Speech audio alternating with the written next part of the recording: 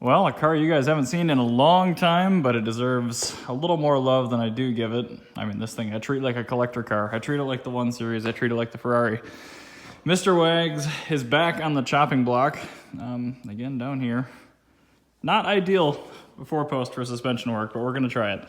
So I have a set of FK Streetline coilovers I bought just about a year ago for this car and haven't had time to put them in. So I'm going to try to do that.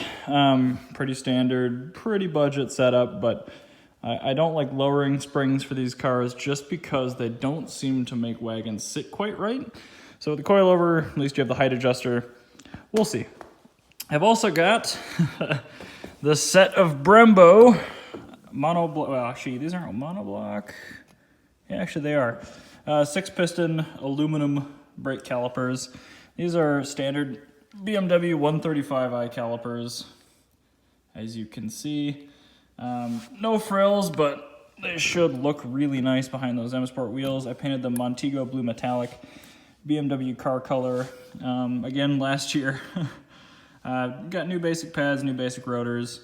I haven't even confirmed that these fit E90s, but the 1 Series is so heavily reliant on the E90 platform for so much of its componentry. I would be surprised if it didn't fit, considering all the front knuckles and control arms seem to swap over. So we'll see how far I get on all this stuff. I'm going to start on the rear axle with the coilovers, because that's probably the worst part of the entire job. Followed closely by just swapping top mounts over on the front coilovers. Yeah, my first step's just going to be getting Mr. Wags up in the air, getting the bridge... Ooh, excuse me, beer burp. Getting the bridge jack under the rear jack points, getting the ass end in the air, getting the wheels off. And then there's some stuff on the interior of the back I have to pull out to get to the top mounts. Wagons are beautiful and excellent and awesome in every way. Oh shoot, there's a fire pit in here. Except for the fact that it's basically behind here and behind here where you can get to the top mounts. So we'll see what we can do, but like I said, that's kind of step one. So I'll get cracking on that and we'll see what we can take care of. All right, well, here we are. There's the spring we got to take out, and of course the shock as well. The shock on these is a central bolt, or sorry, a nut right there, and then there's 2 side nuts as well. I'm going to take all that off, starting with the central nut. The sides are for the mount, and the center holds the bottom of the shock to the mount. And then I have indexed with my paint pen, as well as I can, the eccentric, the nut, and the bolt. The logic behind that, as long as the bolt and the eccentric are lined up, when I put this back together, the alignment shouldn't have changed, and I just had this car aligned. So I'm trying not to waste my money on this. Unfortunately, I didn't have a paint pen here, other than my Fiat over there. I had the touch-up stick, so I'm waiting for that to dry real quick. So I'm going to start by taking the bottom nuts off here. I think they're 15s, and then these are Torx E10, I think. So I'm going to start with those. After that, I'm going to very carefully take this bolt out of the carrier and let the spring come down. I'm probably going to put a floor jack under here just to protect myself a little bit. But that's the gist of how we're going to take the spring out, which is probably the hardest part of this entire rear end. Well, that plan would have worked well had I been able to get the floor jack all the way under here, but since I'm working on a lift, it didn't. So what I did is actually took my Mercedes-Benz clan spring compressor, which fits up through that hole and uses a pair of plates and this rod to compress. And I just took some tension off of it until I could get the spring out. So now that's looking fine, just fine. So I'm going to grab one of the rear coilover springs now and get that inserted, and then do the same disassembly and reassembly on the other side, and then I'll do the shocks independently afterward. I did take the mount bolts off. However, it's still more or less captured without that center one undone. So the lower spring pad is still in place. I'm not sure if that's going to be a problem. The upper is still on the spring. I might do a Google real quick just to see what people do most often. The pads are in good shape, and I'll probably keep them because ride height is my friend on this thing. It looks like the coilover spring actually, oh sorry, the perch actually goes in and sits in that orifice I was using for the clan compressor. So I'm not really sure. This is a bit of a learning curve for me, so I'll give this a go with the spring and the upper pad. I don't think I'll be able to use the lower pad unless I put it on the adjuster. We'll see. Okay, well, I actually had to grab one of my ramps to use the floor jack. It did work. I've got everything indexed back where it was. It's looking good. I do have the bottom perch in. I'm gonna have to snug up the bottom plate there with the wrench. And I've got the top pad in with the coilover spring. So that's looking pretty good. I'm about to undo this side now. Hoping for the best. Honestly, that went okay. Not really looking forward to doing the shocks on the back here, but it is what it is. I'm gonna keep cracking, and as long as I force myself to do it, it should get done.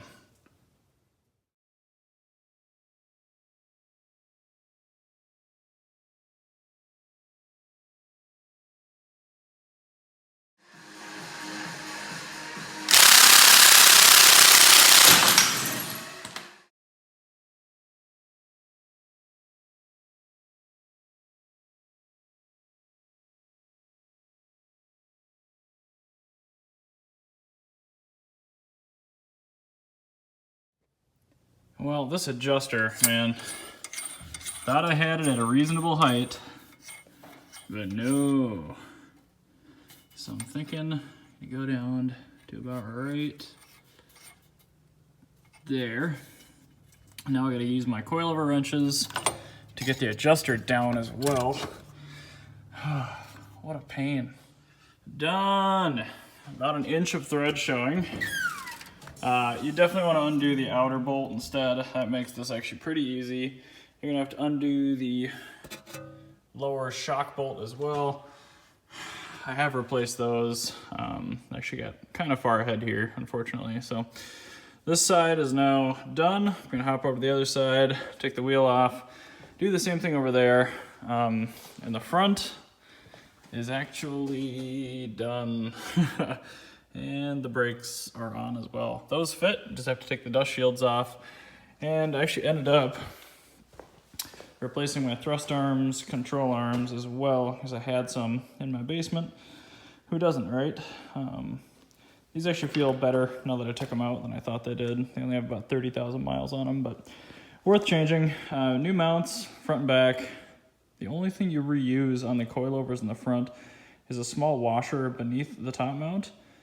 It actually goes beneath the plate that's on this and the plate that's on this. So don't miss those two out. Otherwise, you will probably get some weird rattling noise, which is annoying. So just be sure you've crossed all your T's and dotted all your I's, and all should be well. Really nice now. The wheels turned a little bit, but that's a nice even gap all the way around. And the back is sitting really well too. This is actually a hair above where it sits, pardon me, factory, with the non-sport suspension, but that's exactly what I want. I typically carry a lot of stuff in the back of this car, and I also tow quite a bit with it. So the tongue weight is a bit of an issue.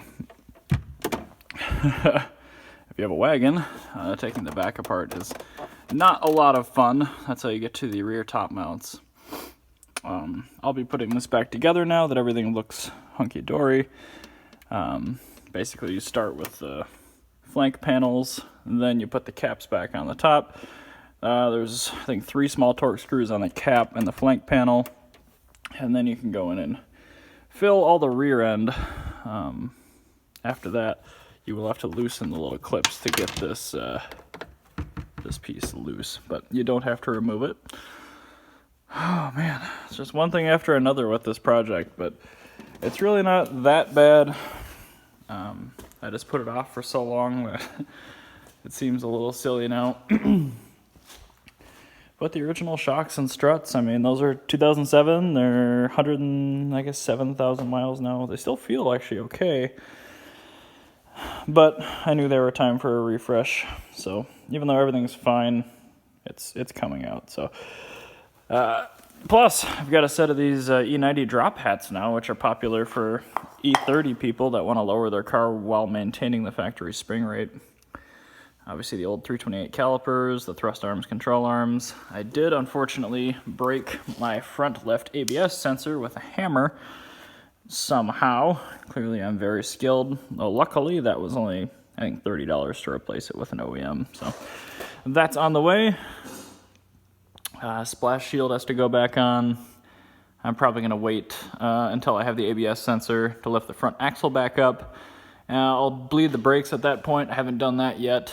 And I will also double check all the bolts because we may or may not have been allegedly drinking a fair bit when we did the front end on this thing the other night. So I don't know. I'm very, very excited to see how this car handles. I'll be curious to see how the spring rates are on these FK street line coilovers, especially with the a little more girth of the wagon. But I'm very, very stoked. It was a long time coming. Beyond that, the only things I really have left on Mr. Wag's docket is preventatively change the alternator. Those don't usually go bad that quick. And that pulley right there, the tensioner, mine's looking okay still, but the belt's nearing the edge of it, so that needs to be replaced before it goes south and takes my engine out with it. And then maybe I'll replace this headlight too. I keep polishing it and it comes back a bit, but this one's brand new. And that was original.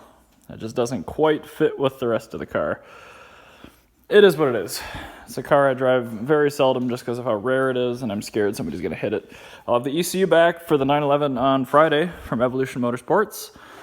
So that'll be fun to run again with the tune on it. And then I've also got an underdrive pulley set to put on that car as well. So I'll probably do that on the dyno while we're tuning it. So expect another video segment with that at some point. But yeah, Mr. Wags is looking fantastic. Those gigantic 6-piston brakes look good. They fit right on the spindles. You can use the factory brake lines. Yeah, it's great. Everything actually went surprisingly smoothly, other than the parts I forgot at home to actually make it all bolt in. So thanks for following along. Sorry for the few gaps in there, but we just got on a roll and finished her up basically. Thumbs up.